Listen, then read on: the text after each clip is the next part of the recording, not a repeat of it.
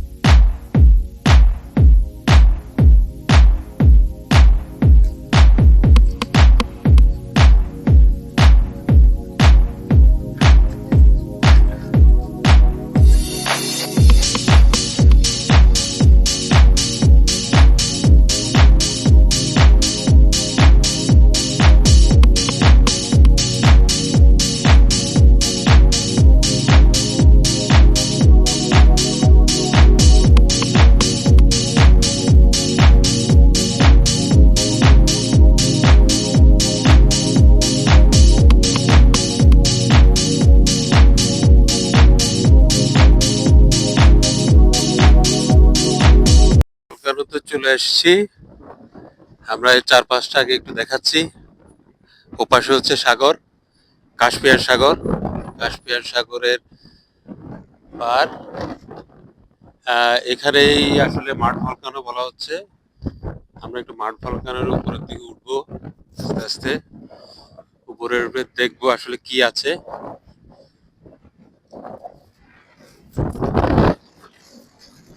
এখানে সব মাটি, গাছপালা খুব বেশি নেই।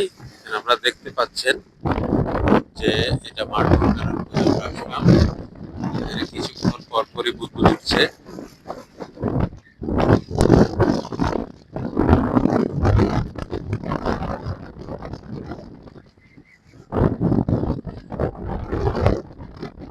আমরা দেখতে পাচ্ছি যে কিছুক্ষণ পরপরই বুদবুদ উঠছে। এটা হচ্ছে সবচেয়ে বড় ভলকানোটা। ওপাশে আরো কিছু ছোট ছোট ভলকানো আছে। আমরা সেগুলো পরবর্তীতে আমি আপনাদের চারপাশটা একটু দেখাই। একদম পাহাড়ে ঘেরা।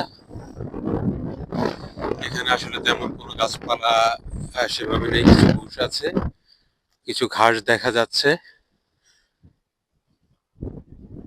বেশ বাতাস, ঠান্ডা বাতাস,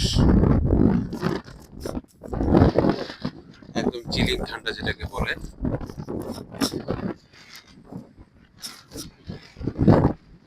প্লেস দেখাচ্ছি। এখানে আমরা এটাও ভলকানো। এখানে পানি আপনারা দেখতে পাচ্ছেন, পানির বেশ বুদবুদ উঠছে এই জায়গাটাতে। নিচ থেকে হয়তো গ্যাস উঠছে, যার কারণে এই পানির এত বুদবুদ। তো আমরা এখন এখান থেকে চলে যাব ছোট ছোট কিছু ভলকানো আছে সেগুলো দেখতে। সেখানে গিয়ে আমরা তারপরে এখান থেকে বিদায় নেব।